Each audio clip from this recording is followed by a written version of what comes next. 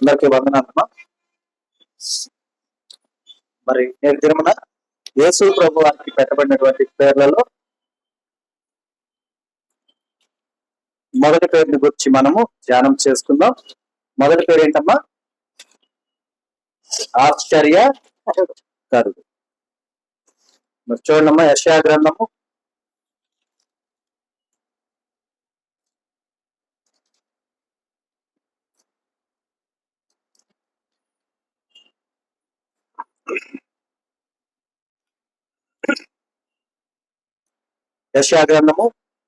9వ అధ్యాయము 6వ వచనం చూడండమ్మా.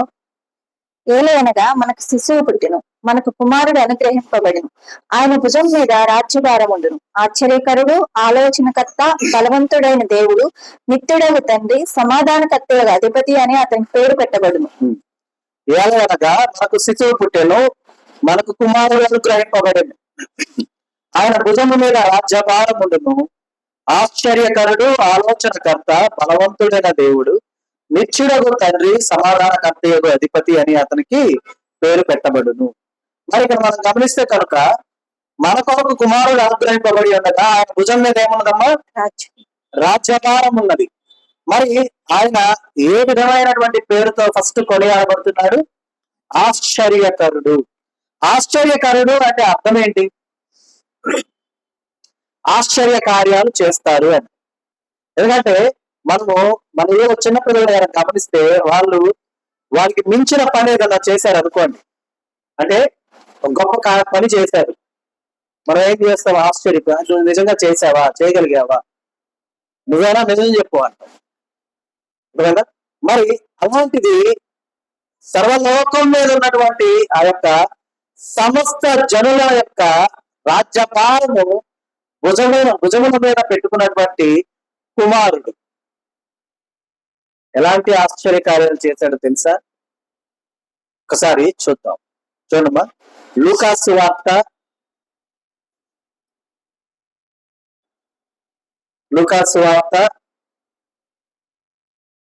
23వ అధ్యాయము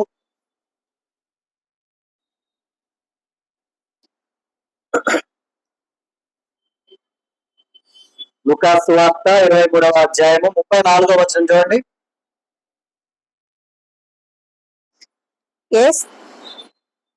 యేసు, తండ్రి, వీరేమి చేయించున్నారో వీరు ఎరుగురు గనక వీరిని క్షమించమని చెప్పాను. వారు ఆయన వస్త్రములు పంచుకుని, తండ్రి, వీరేమి చేయించున్నారో వీరు ఎరుగురు కనుక వీరిని క్షమించమని చెప్పాను. మనం ఇక్కడ చాలా మంది కూర్చొని ఉన్నాం. ఎవరన్నా వెళ్తూ మీ కాళ్ళు నొక్కారనుకున్నాం, నొప్పి పుట్టింది, పక్కన వాళ్ళు వెంటనే అంటారు చూడలేదులేమ్మా అంటారు. అవునా? చూడలేదులేమ్మా అంటారు. ఎంత ఈజీగా చెప్పగలుగుతున్నారు అన్నమాట. లేదు, ఆ నొప్పి భరించే వాళ్ళు ఉన్నారా సరే, ఆ తొక్కినటువంటి వాడు చూడలేదమ్మా అనగానే వెంటనే వాడికి వచ్చే కోపం ఆగిపోతుంది.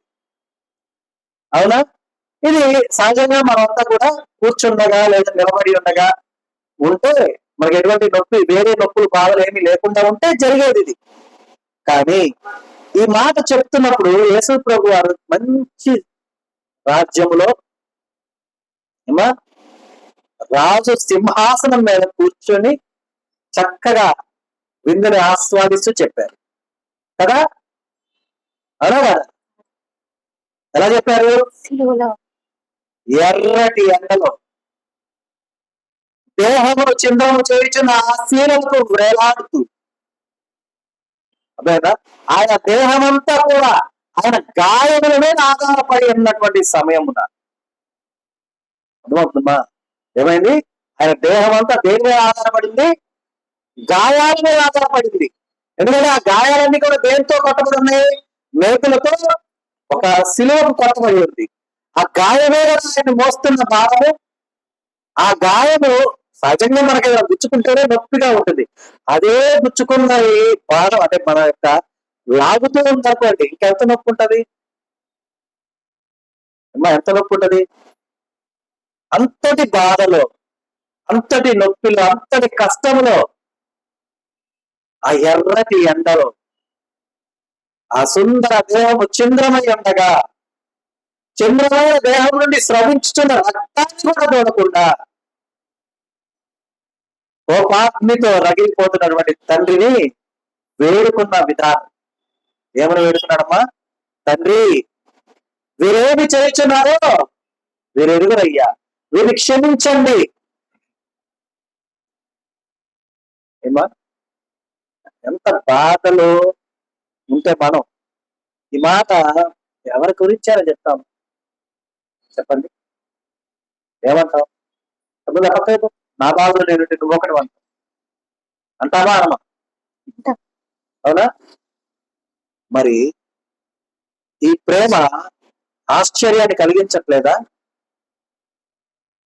ఏమిచ్చాం మనం? చెప్పండి, ఏముంది మన వల్ల గొప్ప? ఏమన్నా గొప్ప ఉందా? మన ఇంట్లో మనకు గొప్ప అంతే, అంతకు మించి ఇంకేం లేదు. బయటకు పోతే నీకన్నా గొప్ప వారు ఉంటారు. అర్థమైందా?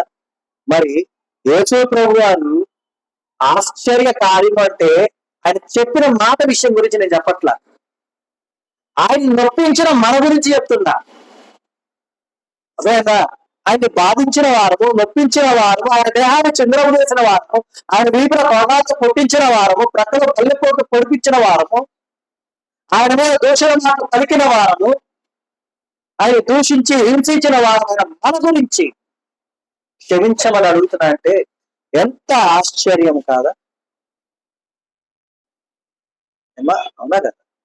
బాగా ఆలోచించండి. ఒకరితో మనకు మనస్పర్ధ ఉంది, వాళ్ళు మనకేం కీడు చేయడం, మనం వాళ్ళకేం కీడు చేయడం, కానీ ఒక చిన్న మిస్అండర్స్టాండింగ్, మనస్పర్ధ. అది ఎవరన్నా వచ్చి అమ్మా వాళ్ళకి పలానా ఇవ్వాలంటే మీరు చెప్తేనే ఇస్తామమ్మా అంటే వాళ్ళ విషయాన్ని నా దగ్గర రావాలి, వాళ్ళ గురించి నా దగ్గర మాట్లాడదు అంటామా? అమ్మా మేలు చేస్తామా? అమ్మా మేలు చేస్తామా అంటామా? కానీ యేసు ప్రభు వారు ఎలాంటి ఆశ్చర్య కార్యాలు ఇంకా చేశాడో తెలుసా? సార్ చూడండి మరలా, అపోస్తుల కార్యముల గ్రంథము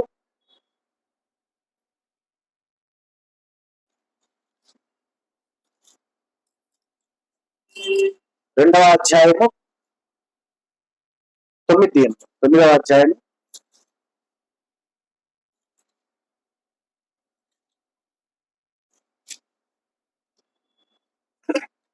మొదటి 2 వచనాలు చూడండి.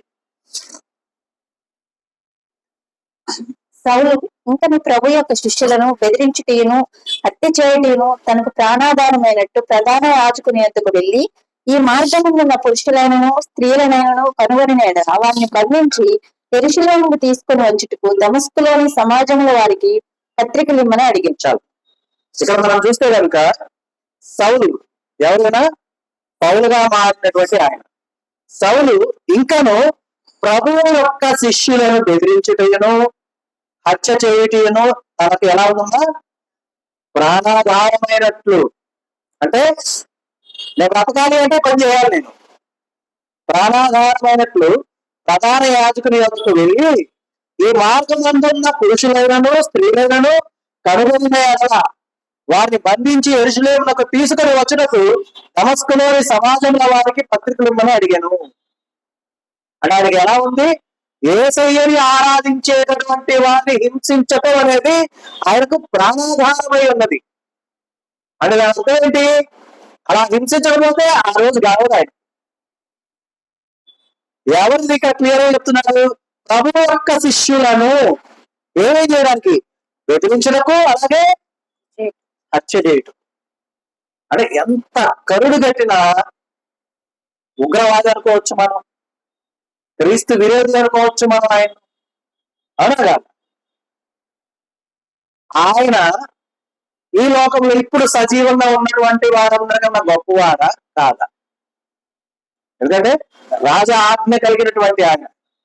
లోకపరంగా చూస్తే గొప్పవాడేగా, అధికారం ఉన్నవాడంటే.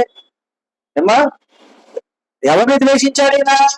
ప్రభు యొక్క శిష్యులను ద్వేషించాడు. ఎలాగా? వాళ్ళు చంపేంతగా ద్వేషించాడు. కానీ ఆయనే ఏమంటున్నాడు ఒక్కసారి చూడండి. అపోస్తుడైన పౌలు, ఎవరైనా అపోస్తుడైన పౌలు ఫిలిప్పీయులకు రాసిన పత్రిక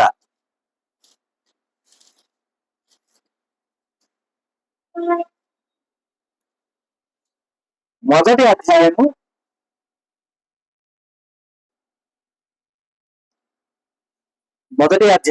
21వ వచనం చూడండి. నా మట్టుకైతే బ్రతుకుట క్రీస్తే, చావైతే లాభం. అదేంటది మళ్ళా? ఇందాక చదువుకున్న లేఖనాల్లో ఆయన ఏం చేస్తున్నాడు? ప్రభు యొక్క శిష్యులను బెదిరించగలరు, వారిని హత్య చేయటేను ఆయనకు ఎలా ఉందమ్మా? ప్రాణాధారమై ఉన్నది. అంటే క్రీస్తు విరోధిగా కరుడు కట్టినటువంటి నేరస్తుడిగా అనుకోవచ్చు, కానీ అధికారం ఉంది ఆయనకి. ఆయన ఏమంటున్నారు ఇక్కడికి వచ్చేసరికి? నా బతుకైతే బ్రతుకుట క్రీస్తే, చావైతే లాభము. ఇంతగా మారిపోయాడు చూసారా? ఆ మార్చిన ప్రేమ ఎవరిది? ఎవరమ్మా? ఆశ్చర్యకరుడిది. ఎందుకంటే ప్రాణాధారమైనటువంటి ఆ యొక్క పని ఎవరినైనా బెదిరించాలా, లేకపోతే బెదిరింపులకు లొంగని వారిని హత్య చేయాలా? అర్థమైనా? ఈ రెండే ఆయనకున్నది. అటువంటి ఆయన్ను మనతో పోల్చుకుందాం ఒకసారి. మన పిల్లల్ని ఎవరైనా చంపడానికి ప్రయత్నం చేస్తున్నారు అంటే మనం ఏం చేస్తాం? మొదట ప్రతిలాడతాం, పోరాడతాం. మనకు గనక బలం ఉన్నా లేకపోయినా చంపాలని చూసే వాళ్ళని ఏదో ఒకటి చేయాలి. మన ప్రయత్నాలు మనం చేస్తామా చేయమా? వారిని అడ్డు తొలగించుకోవాలని ఆలోచిస్తాం. మనం సహజంగా విలోకపరమైనటువంటి ఆలోచన విధానం కలిగినటువంటి వారమైన వారు, అవునా కాదా? కానీ సర్వలోకాన్ని జయించిన క్రీస్తు ఒకరిని మరణానికి అప్పచెప్పుటకును మరణం నుండి తప్పించుటకును అధికారము కలిగిన క్రీస్తు. ఎందుకంటే పాతాళం యొక్క తాళపు చెవులు ఎవరి దగ్గర ఉన్నాయి? ఆయన దగ్గరే ఉన్నాయి. అంతటి అధికారం కలిగిన ఆయన, అరే నా శిష్యుల్ని నీవు చంపుతున్నావు, నా శిష్యుల్ని నువ్వు బెదిరిస్తున్నావు, కాబట్టి నేను నిన్ను చంపేస్తున్నా అంటే ఎంతసేపు జరుగుతామా? ఆ ప్రక్రియ అంత ఎంతసేపు జరుగుతుంది?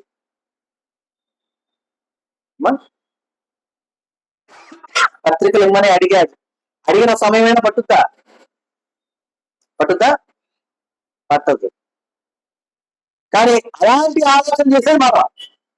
కానీ క్రీస్తు ఆలోచన చేశాడు. ఎలాంటి ఆలోచన? అతను కళ్ళు కనపడకుండా కింద పడిపోతే బతిలాగాడు, ప్రేమతో అడిగాడు, సౌలా సౌలా నన్నెందుకు హింసిస్తున్నావు? నీవెవడివి ప్రభువా, నీవెవడివి అన్నాడు. ఆయనకి అయినా కోపం మారాడు ఆయనకి. అంటే అప్పటి వరకు ఎలా ఉన్నాడు ఆ సౌలు? అధికార గర్వంతో ఉన్నాడు కదా, ఎవరైనా చంపగలిగినటువంటి అధికారాన్ని పొందుకొని అన్నాడు. ఆ గర్వంతో అన్నాడు, ప్రభువా నీవెవడివి? కాదు చూడండి, అనేక మరణ చూడండి ఒకసారి. అపోస్తుల కార్యముల గ్రంథము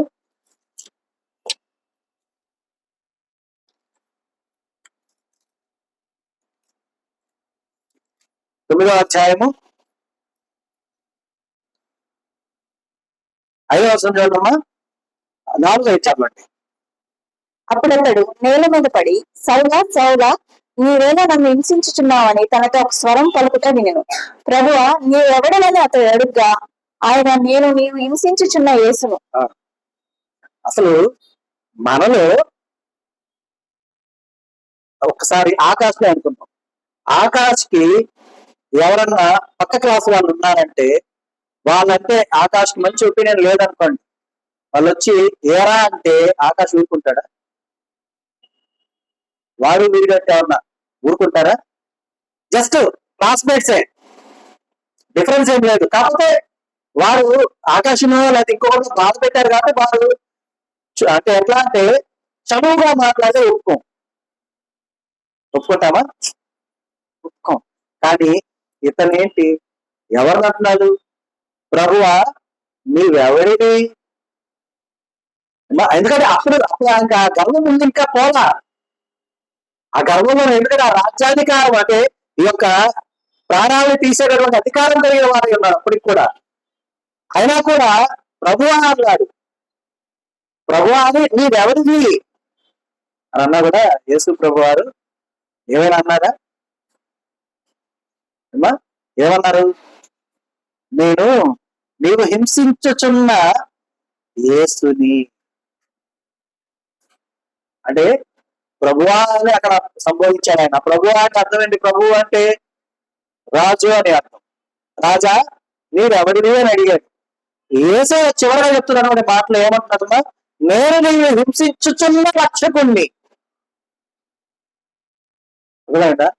అంటే ఇక్కడ యేసు ప్రభు వారి యొక్క విధి విధానాలన్నీ కూడా ఆశ్చర్యపరిచే విధంగా ఉంటాయి. ఆయన ఈ మాటలు పలికినప్పుడు మనం ఇందా చదువుకున్న లేఖనంలో అపోస్తలుడిగా మారిన పౌలు ఏమంటున్నాడు? నా మటుకైతే, అంతకుముందు ఏముంది? నా మటుకైతే ప్రభువుని ఆరాధించే వాళ్ళని చంపడం, హింసించడం, బెదిరించడం నా ప్రాణాధారం. కానీ ఇక్కడ ఏమంటున్నాడు? ప్రాణాధారం ఏమీ లేదు, నా మటుకైతే ప్రభువుని క్రీస్తే, చావైతే లాభం నాకు. ఎందుకని? ఆయన దగ్గర ఉంటాను.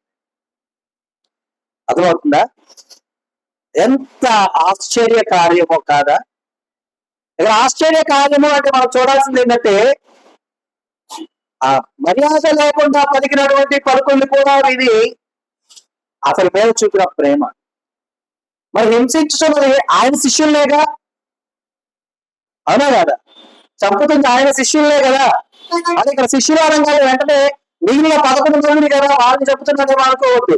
ఆయన ఆరాధిస్తున్న వాడు అని అర్థం. అక్కడ యేసయ్యను ఎవరైతే ఆరాధిస్తూ ఉన్నారో వాడు అని అర్థం.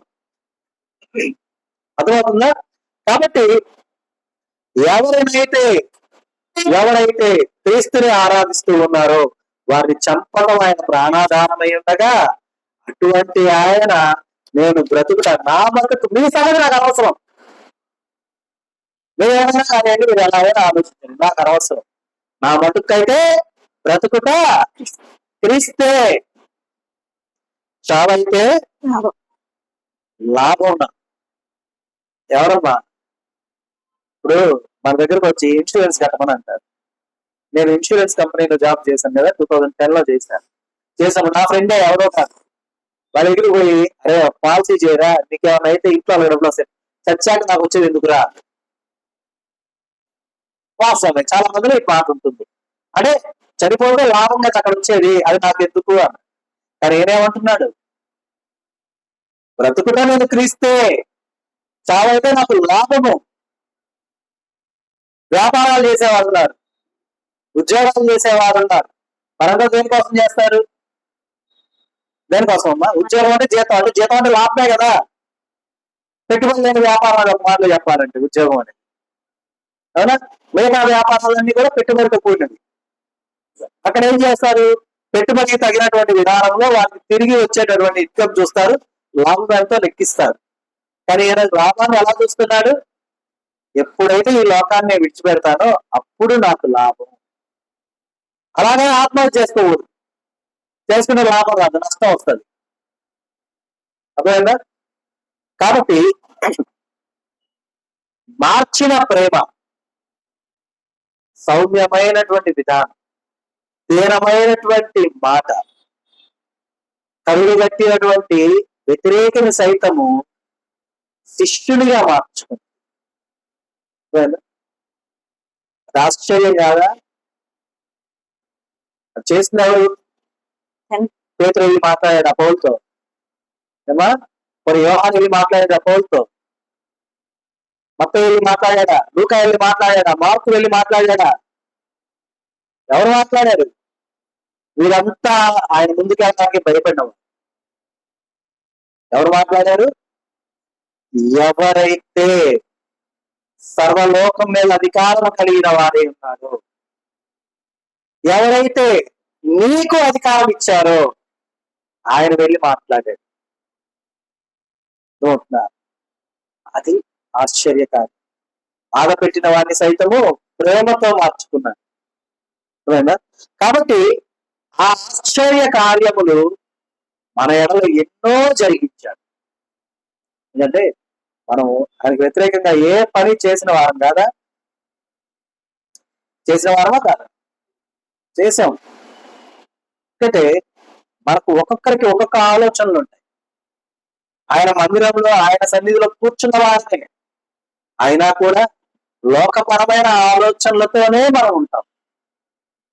ఇటు వాక్యాన్ని వింటూ ఉంటాం, అయినను కూడా లోకపరమైన ఆలోచన సైమల్టేనియస్ గా మన మైండ్ లో వెళ్తూనే ఉంటుంది. అయినా కూడా ఆయన మనల్ని ఎప్పుడు కూడా ద్వేషించాల, ఎప్పుడు కూడా మనల్ని వెలివేయాల. అర్థమైందా? కాబట్టి మనం గమనించాలి, ఆ ప్రేమ ఎలాంటిదో మనం గుర్తించాలి. ఎందుకంటే ఆశ్చర్యకరుడు అంటే పేరే, కానీ దాని విశిష్టత అంటే ఆయన చేసినటువంటి అద్భుత కార్యం. అర్థమైందా? అలాగే చూడమ్మా, యోహాను సువార్త చూడండి.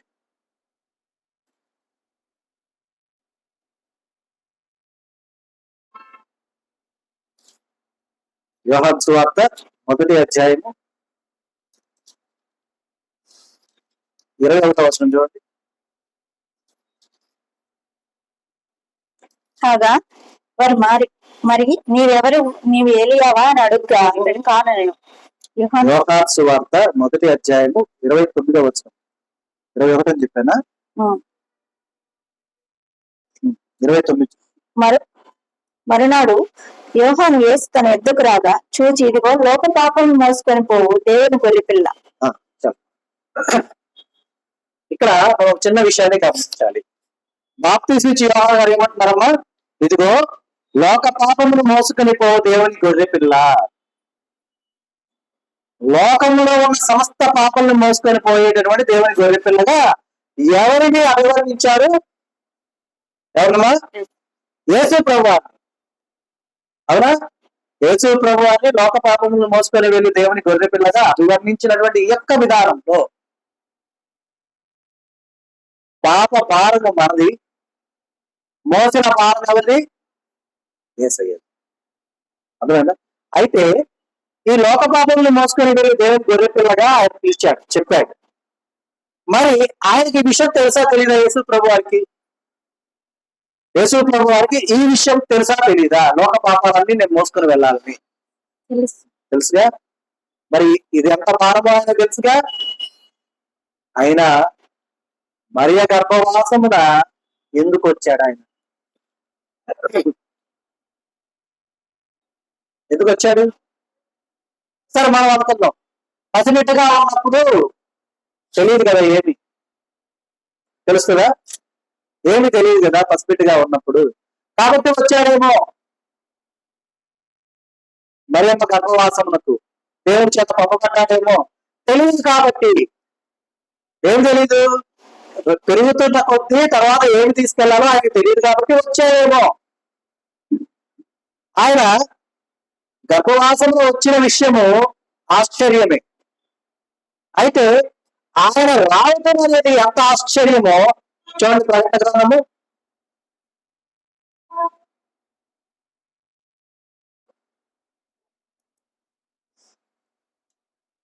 1వ అధ్యాయము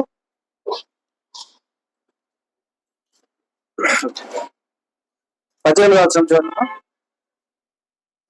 నేను మొదటి వాడును కడపటి వాడును, జీవించు వాడును మృతుడనైతేనే గాని, ఇదిగో యుగమును సజీవుడనై ఉన్నాను, మరియు మరణము యొక్కయు పాతాళలోకం యొక్కయు తాళపు చెవులు నా స్వాధీనంలో ఉన్నవి. ఈ మాట చెప్తుంది ఎవరు? యేసు ప్రభు. ఏమని చెప్తున్నారు? నేను మొదటి వాడను అనే అర్థం ఆదాము కన్నా ముందున్న వాడు.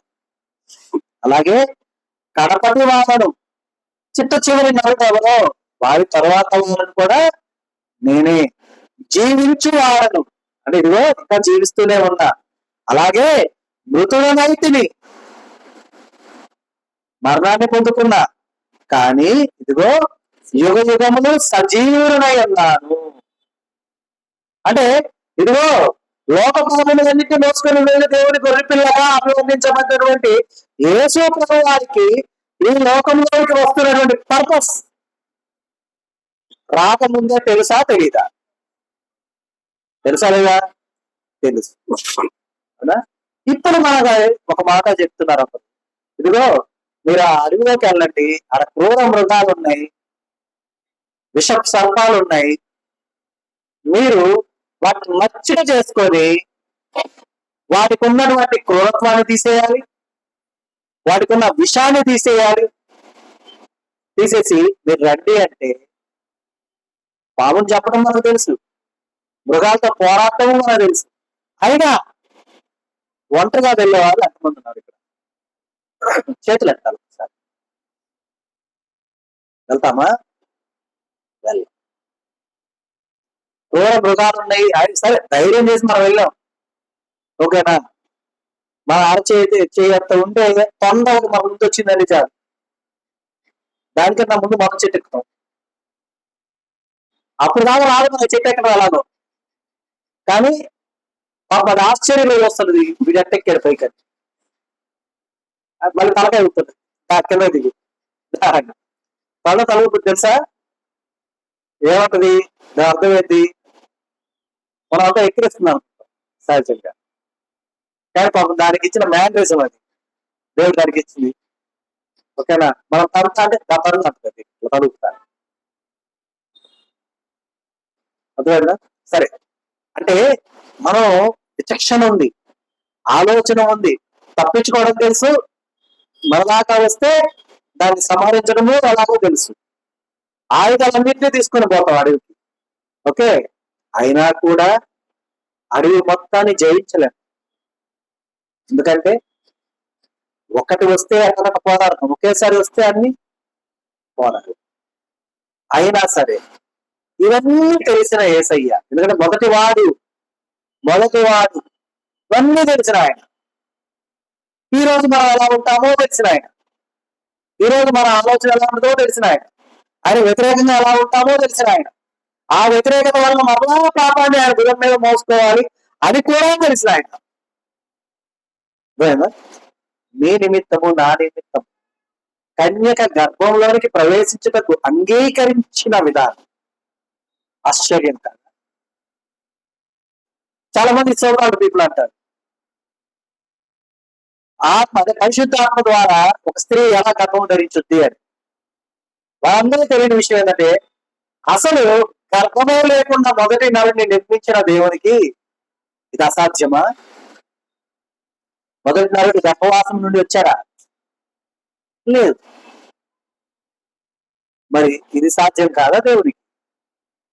అవునా? ఏదో ఒకటి మాట్లాడాలా, ఏదో ట్రెండ్ అవ్వాలా అని మాట్లాడటమే తప్ప ఆలోచించగలిగినటువంటి శక్తి సామర్థ్యాలు నరునికి సహజంగానే లేవు. ఎందుకంటే దేవుడు ఇస్తేనే కదా వస్తాయి, కానీ వాటి అన్నిటినీ కూడా తన అధీనంలో పెట్టుకోగలిగిన దేవుడు వీటన్నిటిని మోయాలి అని తెలిసి కూడా ఆయన వచ్చాడంటే అది ఇంకొకరిని ఆశ్చర్యపరిచేది కాదా? ఆశ్చర్యమా కాదా? మరి ఆయన ఎవరి కోసం వచ్చాడు? ఆ విధంగా ఎవరి కోసం వచ్చాడు? మన కోసమేగా.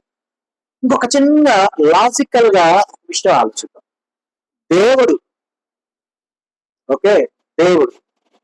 ఒక గర్భములో, నీచు వాసన వచ్చే గర్భములో ఆ యొక్క తీసుకున్న ఆహారం ద్వారా ఆ యాసిడ్స్ మధ్యలో ఆ యాసిడ్ స్మెల్స్ కానీ వాటన్నిటిలో కలిగినటువంటి ఆ గర్భములో, ఆ దుర్గంధములో 9 నెలలు ఉండటం అనేది ఆశ్చర్యం కాదు.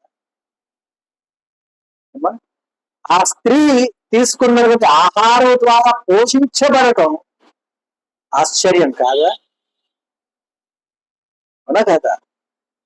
మనకన్నా కొద్దిగా తక్కువ ఉన్న వారి దగ్గరికి మనం వెళ్తే మన ఆలోచన విధానం ఎలా ఉంటుంది? మనల్నే ముందు పట్టించుకోవాలనే విధానంతో మనం ఉంటాం కాదా? మనకు మర్యాద జరగాలి అనే ఆలోచనతో మనకన్నా తక్కువ అయిన వాళ్ళు, కొంచెం తక్కువలో ఉన్న వాళ్ళ దగ్గర మనం. కానీ ఆయనకు అసలు ఏ కోశాన కూడా ఇంచుమించు అనే పదం కూడా నరుని యొక్క గర్భములో ఆయన ప్రవేశించడమే ఒక ఆశ్చర్యం. అంటే 9 నెలలు ఆ గర్భమందు ఆయన ఎంతో సంతోషంగా జీవించటం, ఉండటం అనేది ఎంత ఆశ్చర్యం కదా? కాబట్టి మనం గమనించాలి, మన యొక్క ఆలోచన విధానాలు, మన యొక్క నడవడికలు, ప్రవర్తనలన్నీ కూడా దేవునిని మనం ఎంత హింసిస్తున్నాము. ఎందుకంటే మన సర్వ పాపములు ఆయన భుజం మీద మోసుకొని వెళ్తున్నటువంటి దేవుని గొర్రెపిల్లగా అభివర్ణించబడ్డ ఆయన భుజం మీద రాజ్యభారం ఉండు అని ఆయన రాకముందే ప్రవక్త ద్వారా పలికించాడు. అర్థమైందా? అయినా సరే ఆ రాజ్యభారమును మోయడానికి దేవుని గొర్రెపిల్లగా వచ్చినటువంటి ఆయన చివరి నడిమి వరకు కూడా తన చివరి రక్తపోటు కార్చేంత ప్రేమను కనబరిచిన విధానం ఆశ్చర్యం కలిగించట్లేదా?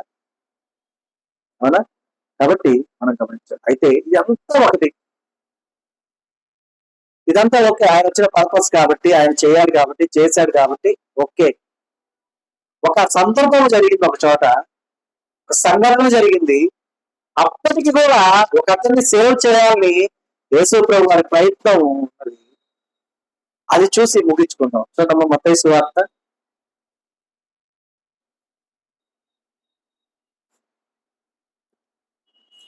26వ అధ్యాయం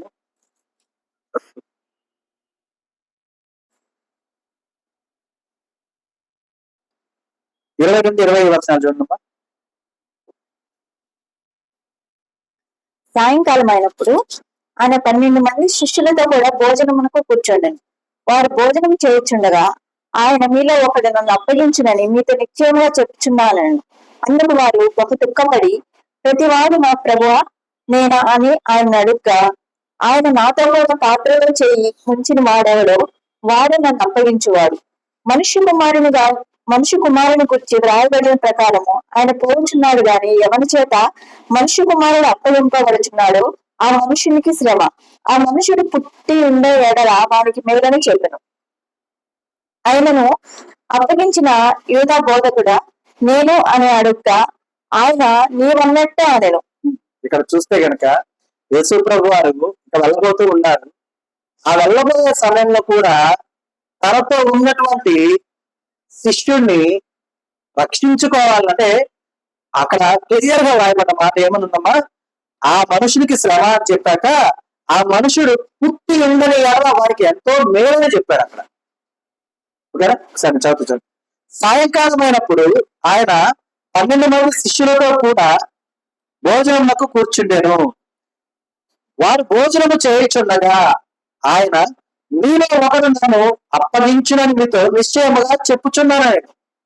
అందుకు వారు బహు దుఃఖపడి ప్రతివాడు ప్రభువా నేనా అని అడుగగా ఆయన నాతో కూడా పాత్రలో చెయ్యి ముంచిన వాడెవడో వాడే నన్ను అప్పగించుచున్నాడు అంటే అప్పగించువాడు అని చెప్పి అంటూ ఉన్నాడేమని, మనుష్య కుమారుని గురించి వ్రాయబడిన ప్రకారం అతడు వెళ్తున్నాడు.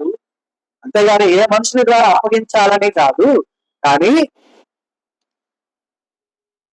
ఆయన పోచున్నాడు గాని ఎవరి చేత మనుష్య కుమారుడు అప్పగించబడుచున్నాడో ఆ మనుష్యునికి శ్రమ. ఆ మనుషుడు పుట్టి ఉండే కదా వారికి మేలని చెప్పాడు. అప్పుడు ఆయన్ను అప్పగించిన యోధా వచ్చి ఏమంటాడమ్మా, బోధకుడా నేనా అని అడిగినప్పుడు నీవన్నట్టే అని పేరే చెప్పాడు. ఏమని చెప్పాడు? అదే నేను అప్పగించాలని ఒకడు ఉన్నాడు ఇక్కడ, వాడు అనుకుంటున్నాడు వాడు నన్ను అప్పగిస్తున్నాడని. కానీ మనుష్య కుమారుడు వెళ్తుంది ఎలాగో వ్రాయబడిన ప్రకారం మనుష్య కుమారుడు వెళ్తున్నాడు. కానీ మీరు ఆ ప్రయత్నం చేయొద్దు, ఎందుకంటే అలాగే చేసే వాడికి శ్రమ కలుగుతుంది, అసలు వాడు పుట్టకుండా ఉంటేనే మేలు అని కాపాడాలని చివరిసారిగా కూడా ప్రయత్నం చేసి ఉండగా అర్థం చేసుకోలేని వాడైనటువంటి వాడు. ఓకేనా? అతడే తెలిసినా కూడా మిగిలిన శిష్యులకు చెప్పాల అతడే అని. అదేంట మనకు ఎవరైనా నమ్మక ద్రోహం చేస్తున్నారు అని మనకు తెలిస్తే మనం ఆ పనులను వదిలేస్తాం కదా కదా ఎత్తుకు పై ఎత్తి వేయాలా, వాడు ఎట్లా నమ్మక ద్రోహం చేస్తున్నాడు వాటిని కూడా నమ్మించి మోసం చేయాలి అని చెప్పి ప్లాన్ చేసి 4-5తో మనం సంప్రదించి ఆ ప్లానింగ్ అంతా కూడా మనం ఎగ్జిక్యూట్ చేస్తాం. అదేనా? అప్పుడు మనం అంటాం ఆలోచన నీదే ఆచరణ నాది అంటే గర్వంగా ఎత్తుకు పై ఎత్తి. యేసు ఏం చెప్తున్నాడు? యేసు ప్రభువు తలుచుకుంటే శిష్యులతో ముందే చెప్పొచ్చు, ఇదిగో వీడే నన్ను పట్టిస్తుంటాడు. శిష్యులు ఇక వాటి దగ్గర కూడా రాకుండా చేయగలరు. ఎందుకంటే యేసు ప్రభువుని పట్టుకోవడానికి వచ్చినటువంటి వారిలో ఒక అతని చెవిని నరికినటువంటి ఆ యొక్క విధానాన్ని మనం చూస్తే ఈ శిష్యుడిని ఆయన ఉంచుతారా అక్కడ? ఉంచుతారా మిగతా శిష్యులు? ఎందుకంటే ఇక్కడ మనం చూస్తే కనుక యేసు ప్రభు ఆ మాట అనగానే వెంటనే వారంతా కూడా బహు దుఃఖపడ్డారు. ఎందుకంటే వారికే తెలియదు, ఒకవేళ మేమేమైనా అప్పచెప్పబోతున్నామా అని వారికి తెలియక వారు దుఃఖపడి ఆయన అంటున్నాడు, ప్రభువా నేనా అని ప్రతి ఒక్కరూ అడుగుతున్నారు. ఆయన మాత్రం పేరు చెప్పాల. చివరిగా అప్పగించేటటువంటి యోధ బోధకుడా నేరా అని అడుగుగా నీవన్నట్టే, నువ్వే అనలా మరలా. ఎందుకని? నువ్వే అంటే మిగతా వాళ్ళు ఏమన్నా చేస్తారని. నీవన్నట్టే అంటే ఏమన్నాడు అక్కడ ఆయన? నేనా అన్నాడు. దీని అర్థం ఏమొస్తుంది? నువ్వే అని వస్తుంది. అర్థమైందా? కాబట్టి దేవుని యొక్క ప్రేమ, ఆయన యొక్క ఆశ. ఎందుకంటే ఇక్కడ ఈ సందర్భంలో కూడా నరుని వంటి వారి వలె వచ్చిన మనుష్య కుమారుడిగా ఉన్నటువంటి యేసు ప్రభు వారి యొక్క ఆ ఆలోచన విధానం అంతా కూడా చుట్టూ ఉన్నటువంటి వారిని సైతం ఆశ్చర్యానికి లోనయ్యేది. చుట్టూ ఉన్న వారి విషయం పక్కన పెడితే ఎవరైతే పట్టించారో అక్కడికి ఆశ్చర్యకరున్నాడు. ఎందుకంటే నేనే తెలిసినా కూడా నా మీద కోప్పడలేదు, నన్ను బహిర్గతం చేయలేదు. అప్పుడైనా ఆలోచించద్దు. మరలా ముందు ఒక మాట చెప్పాడు, అసలు ఆ మనుషుడు పుట్టకుండా ఉంటేనే మేలని చెప్పాడు. అప్పుడైనా ఆలోచించాలిగా, ఆలోచించాలా? మరి మన విషయాల్లో దేవుడు అనేక సందర్భాల్లో మనకు వివరిస్తూ ఉంటారు. జాగ్రత్త, మీరు ఈ రీతిగా మీరు నడుచుకుంటున్నారు, తొందరపడకండి అని. అయితే ఇక్కడ ఇంకొక సందర్భం ఇక్కడే జరిగింది. చూడమ్మా 45 నుండి చూడండి, అదే అధ్యాయము 45 నుండి 50 వచనాలు చూడండి. ఆయన ఇంకను మాట్లాడుచుండగా 12 మందిలో ఒకడగు యూదా వచ్చెను. వానితో కూడా బహు జన సమూహము కత్తులు గుదీలు పట్టుకొని ప్రధాన యాజకుల యొద్ద నుండి ప్రజల పెద్దల యొద్ద నుండి వచ్చెను. ఆయనను అప్పగించేవాడు నీవెవరైనా ముద్దు పెట్టుకుందునో ఆయనను పట్టుకొనడని వారి గురించి చెప్పి వెంటనే యేసు వద్దకు వచ్చి బోధకుడా నీకు శుభముని చెప్పి ఆయనను ముద్దు పెట్టుకొనెను. యేసు చెలికాడా నీవు చేయవచ్చినది చేయమని అతనితో చెప్పగా వారు దగ్గరికి వచ్చి ఆయన మీద పడి ఆయనను పట్టుకొని. మనం చూస్తే కనుక ఇక్కడ ఆయన ఇంకనూ మాట్లాడుచుండగా 12 మందిలో ఒకడు యూదా వచ్చాను. వారితో కూడా బహు జన సమూహము కత్తులను గుదియలు పట్టుకొని ప్రధాన యాజకుల యొద్ద నుండి ప్రజల పెద్దల యొద్ద నుండి వచ్చాను. ఆయనను అప్పగించేవారు చెప్తున్నారు అనమాట. ఎవరు? యూదా చెప్తున్నాడు ఏమని? నేను ఎవరిని ముద్దు పెట్టుకుందునో ఆయనే యేసు. నేను ఎవరి దగ్గరికి అయితే వెళ్ళి ఎవరైతే ముద్దు పెట్టుకుంటానో ఆయనే యేసు. ఆయనను పట్టుకున్నాడని వారికి గుర్తు చెప్పి మారలా. అసలు మార్పు లేదులే ఆ జీవితానికి. ఆయన ఏం చెప్పాడు? ముందే చెప్పాడు, ఆ నరుడు పుట్టకుండా ఉంటే మేలు, శ్రమ కలుగుద్ది. ఆ శ్రమ ఏ విషయమై చెప్పాడో ఆయన ఆత్మహత్య చేసుకున్న విధానంలో మనకు తెలుస్తుంది. ఎందుకంటే పరలోక రాజ్య ప్రవేశం అనేదే లేదు ఆయనకు. పశ్చాత్తాపడితే అవకాశం ఉండేదేమో, పశ్చాత్తాపడి ఆత్మహత్య చేసుకున్నాడు. పాతాళానికి సర్వాధికారం కలిగిన వారసుడు అయిపోయాడు. శ్రమగా ఏముంటుంది అక్కడ? అంత కదా. కాబట్టి చూడండి, ఆయన గుర్తు చెప్పి వెంటనే యేసునొద్దకు వచ్చి బోధకుడా నీకు శుభమని చెప్పి ఆయనను ముద్దు పెట్టుకొనెను. యేసు, ఇక్కడ యేసు ప్రభు అంటారు, ఏమనంటున్నారు? చిరికాడా మీరు చేయవచ్చినది చేయమని అతనితో చెప్పగా ఇంకా వాళ్ళు వచ్చేసి ఆయన మీద పడి పట్టుకున్నారు. మరి ఇక్కడ యేసు ప్రభు వారి ప్రేమ చివరి క్షణాలు కూడా, ఎందుకంటే ఆయనే వెళ్ళబోవాలి, వెళ్తున్నారు, ఆయనకు తెలుసు ఆ విషయం, సమయం అయిందని. అయినా కూడా ఇతడు అప్పచెప్తూ ఉండగా అక్కడ ఆయన యూదా చేత అప్పగింపబడకుండా ఉండొచ్చు. ఎందుకంటే ముందే వెళ్ళిపోయాడు ఆయనే. యూదాకా డబ్బు కావుగా, ఏదైతే ఆశపడ్డాడో యూదాకా వస్తాయా? ఎన్ని వెండి నాణాలమ్మా? 30 వెండి నాణాల కోసం చేశాడు ఇదంతా. కానీ యేసు ప్రభు వారు లాభాన్ని అపేక్షించాడు యూదా. పాపం సరే నన్ను పట్టడం వల్లే అది అతనికి వస్తుంది. అతడు ఆశ కలిగేది. ఎందుకంటే దేవుడు ఎంత ప్రేమ స్వరూపి అంటే కనుక ఆశ గల ప్రాణంను తృప్తిపరిచే దేవుడు అమ్మా. ఎలాగ తృప్తిపరిచారో చూసారా? సిలువకు తనంతట తానుగా వెళ్ళవలసి ఉన్నా యోధా వచ్చే వరకు ఆగాడు. ఎందుకంటే యోధా ఆశ ఏంటి? 30 వెండి నాణాలు. 30 వెండి నాణాలు యోధాకు అప్పగించాలని, ఇవ్వాలని యేసు ప్రభు వారు వేచి ఉండి వచ్చిన తర్వాత చెలికాడ నువ్వు చేయాల్సింది చెయ్యి అని చెప్పి ఇక ఆయన వారికి అప్పగించబడ్డాడు. దేవుని ప్రేమ ఆయన సిలువలో వేలాడుతున్నా కూడా ఆయన వెతికే చూపు ఎవరంటే, ఆయన చూపు ఎవరిని వెతుకుతుందంటే ఎవరైతే నశించుతున్నారో వారిని రక్షించుకోవాలని వెతుకుతూ ఉంటారు. ఇక్కడ యోధాని రక్షించే అవకాశం లేదు. ఎందుకంటే ఆల్రెడీ యోధా ఏమైపోయాడు? కలుషితం అయిపోయాడు. రక్షించాలని చివరి ప్రయత్నం కూడా చేశాడు. ఇప్పటికే చెప్పగానే ఇచ్చాడు వారిని ఏమని, ఆ మనిషి పుట్టకుండా ఉంటే మంచిది అని. అయినా అర్థం చేసుకోలేక ఆ 30 వెండి నాణ్యాలు అదే ఆలోచనలో ఉన్నాడు కాబట్టి ఆ 30 వెండి నాణ్యాలతో ఏం చేద్దాం అనుకున్నాడు ఏమో. వచ్చిన యోధ, ఆ ఆశ కలిగి వచ్చిన యోధాను తృప్తిపరిచి పంపించాడు వెనక్కి. మనమైతే ఏమంటాం? అరే వాళ్ళు నీకేమి ఇస్తారో నాకు తెలియదు కానీ వాళ్ళు ఇస్తాను దానికన్నా ఎక్కువ ఇస్తా, మానేసి. ఎందుకంటే ఇంకా ఆశ కలిగిస్తాం. ఏదో పని చేయగలడు. ఎందుకంటే ఆయన యొక్క ట్యాక్స్ కట్టడానికి చేపకు తెప్పించాడు డబ్బులు. యోధా కావాలంటే యోధా వచ్చి నోరు పెంచి అడిగితే 30 కాదు 3000 వెండి నాణ్యాలనే ఇవ్వగలడు. అది గ్రహించలా అక్కడ యోధా. మరి యోధా వినున్నదా? పన్ను కట్టాల్సి వచ్చినప్పుడు నీ వెళ్ళి గ్యాలం వేసి నీ చేతికి మొదట పడినటువంటి చేప నోట్లో షెకేమ్ ఉంటుంది, అది తీసుకొని వచ్చి నా కొరకు నీ కొరకు పన్ను చెల్లించు అని చెప్పినప్పుడు ఈ మాట యోధా వినున్నాడా? వినుంటాడా లేదా? ఎందుకు గ్రహించలేకపోయాడు?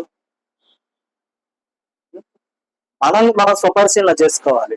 ఎందుకంటే దేవుని యొక్క మర్మమైన విషయాన్ని మనం గ్రహించగలుగుతున్నామా, గ్రహించలేకపోతున్నాం? అర్థమవుతుందా? ఎందుకంటే ఆయన మన కొరకు సమస్తమును ఇవ్వడానికే వచ్చాడు. అర్థమైందా? యోధా చేసినటువంటి మిస్అండర్స్టాండింగ్ ఏంటంటే ఆయన అసాధ్యుడు అన్న సంగతిని ఆలోచించలేకపోయాడు. ఆయన ఆశ్చర్యకరుడు అని గ్రహించలేకపోయాడు. ఎందుకంటే ఒక చేప షెకేము తెచ్చి ఇవ్వడం అంటే అది ఆశ్చర్య కార్యం కాదా? అవునా కదా? చేపకు డబ్బులతో పని ఏందమ్మా? డబ్బుతో పని ఉందా చేపకి? ఒక పాస్టర్ గారు చెప్తూ ఒక వాక్యం చెప్పారు, యూట్యూబ్ లో ఉంది. చచ్చిన చేపకైనా రేటు ఉంది. నువ్వు నేను చేస్తే కొనేవారు ఎవరూ లేదు. అదేనా? ఎండిన చేప కూరలు ఇవ్వట్లేదు లేదా? ఎండు చేపలు ఎవరి వలన ఇక్కడ పప్పు చారు చేసుకుంటే దాని మంచి కాంబినేషన్ ఏంటిది? చచ్చి ఎండి ఉప్పు పెట్టబడ్డ చేప. అవునా కదా? మరి ఆ చేప రారాజు డబ్బులు తెచ్చిమ్మంటున్నాడు. ఆయన శిష్యుడు వస్తున్నాడు సముద్రం దగ్గరికి. ఆయన చెప్పాడు నీకు మొదట దొరికే చేప నోట్లో ఉంటుందని.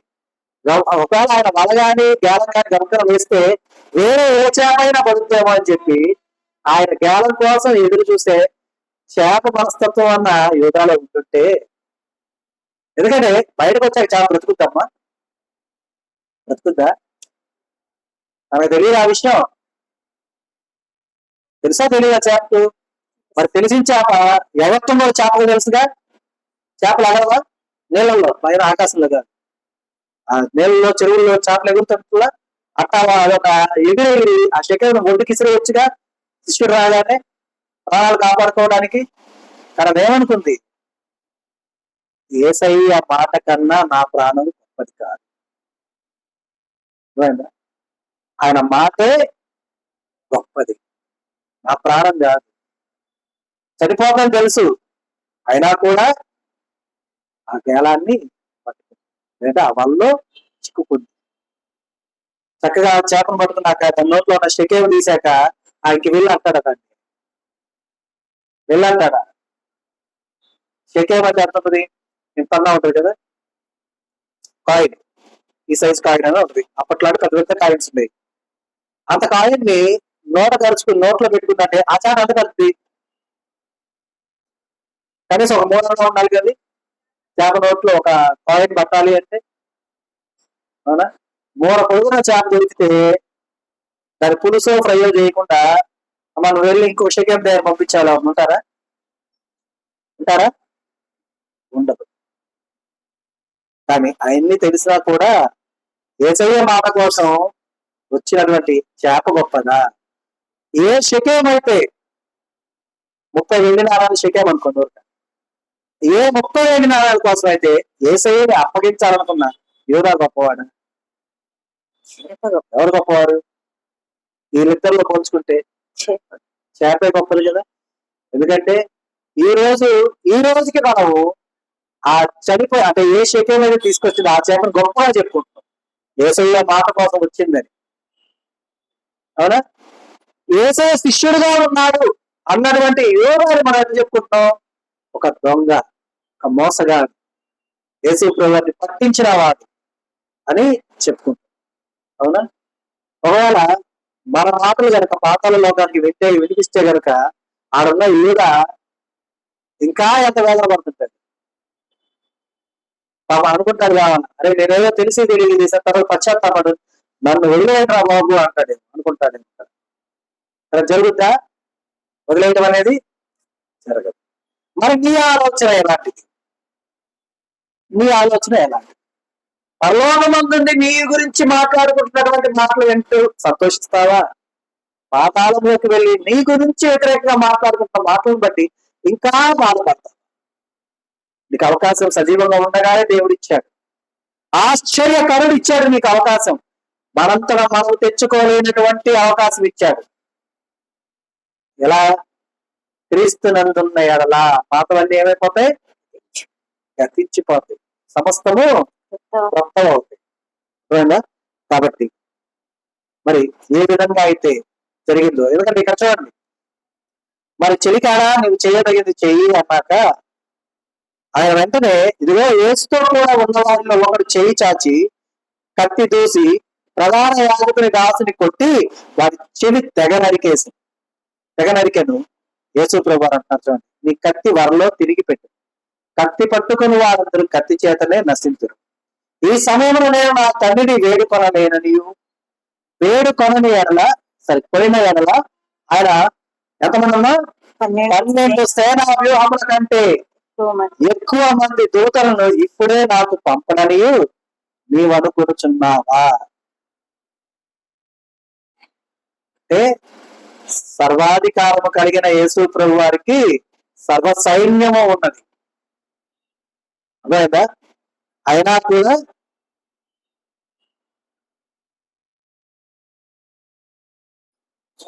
కూడా ఆయన ఏం చేస్తున్నాడు? ఎవరి చెవైతే తెగిపడిందో ఆ చెవికి స్వస్థత ఇస్తున్నాడు. ఇచ్చాడా? ఇవ్వలేదా? అది కదా ఆశ్చర్యం. ఎందుకంటే గమనించండి, రక్తస్రావం కలిగిన స్త్రీ యేసయ్య కోసం వెతుక్కుంటూ వచ్చింది. ఆమె విశ్వాసం ఆమెను స్వస్థపరిచింది. ఓకేనా? గుడ్డివాడైనటువంటి వాడు దావీదు కుమారుడా నా కళ్ళు తెప్పించు అన్నాడు. విశ్వాసంతో కళ్ళు తెప్పించబడ్డాయి.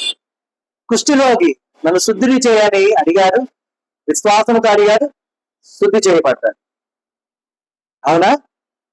ఇప్పుడు యేసు ప్రభువుని పట్టుకోవడానికి వచ్చిన ప్రధాన యాజకుల యొద్ద నుండి వచ్చినటువంటి దాసునికి ఏ విశ్వాసం ఉంది? ఉందా? స్వస్థపరచబడ్డాడా? లేదు. ఎందుకని? అక్కడ ఆ చెవి తెగిపడటానికి కారణం యేసయ్య అయ్యాడు కాబట్టి. ఎందుకంటే యేసు ప్రభువుని పట్టుకున్నారు అనే కదా శిష్యుడు ఆ చెవిని తెగనరికింది, అలా కదా. కానీ ఆ చెవి తెగనరికేంత శిక్ష ఆ నలుడికి పడాల్సింది కాదు. అందుకే ఆయన మరలా వెంటనే స్వస్థపరిచాడు. విశ్వాసిని స్వస్థపరచడం అంటే ఆశ్చర్యం లేదనుకుంటా. విశ్వాసి కాబట్టి స్వస్థపరచబడ్డాడు. కానీ ఎవరైతే అస్సలు వ్యతిరేకంగా ఉన్న వారు వచ్చారో అడగను కూడా అడగలేదు. అర్థమైందా? ఆయన అడిగారా స్వస్థపరచమని? అడగను కూడా అడగ, అయినా స్వస్థపరిచాడా లేదా? అవునా? అలాగే వ్యతిరేకంగా ఉన్నటువంటి యోగాకు చెప్పాడు, వ్యతిరేకంగా ఉన్నటువంటి సౌలుకి చెప్పాడు. మారు మనసు అనుభవం పొందగల సౌలు పౌలుగా మార్చబడ్డాడు. యోగాకు ఉన్నటువంటి 12వ శిష్యుడి స్థానాన్ని పొందుకున్నాడు. 12వ శిష్యుడుగా ఉన్నటువంటి మారు మనసు లేని యోగా నెట్టివేయబడ్డాడు, కొట్టివేయబడ్డాడు. ఆ స్థానాన్ని వేరొకరు చేజిక్కించుకున్నారు. కాబట్టి మరి మనము కూడా మన యొక్క ఆలోచనలతో, మన యొక్క అనుచితమైన ప్రవర్తనతో దేవునికి దూరమయ్యేవారుగా మనం ఉండకూడదు. ఆశ్చర్యకరుడుగా వచ్చినటువంటి దేవుడు మనకు ఆయన సన్నిధిలో నిలిచే యోగ్యత ఇచ్చి మన మీద ఉన్న సమస్తము తీసివేసిన ఆ ఆశ్చర్య కార్యము మన ఎడల జరిగించి ఉండగా దీనిని తలపోసుకుంటూ ఆలోచించుకుంటూ మనం ఎప్పుడు కూడా యోగ్యమైన వారుగా దేవుని యొక్క ఉండాలని, ఆ రీతిగా ఉండుటకై చాలిన జ్ఞానంతో దేవుడు మనం నింపి నడిపించును గాక. ఆమేన్. దినము దేవుడు మనకు అనుగ్రహించిన తన సత్యవార్తను బట్టి దేవునికి కృతజ్ఞతాస్తుతులు చెల్లిస్తున్నాను. దేవుడు తన వాక్యము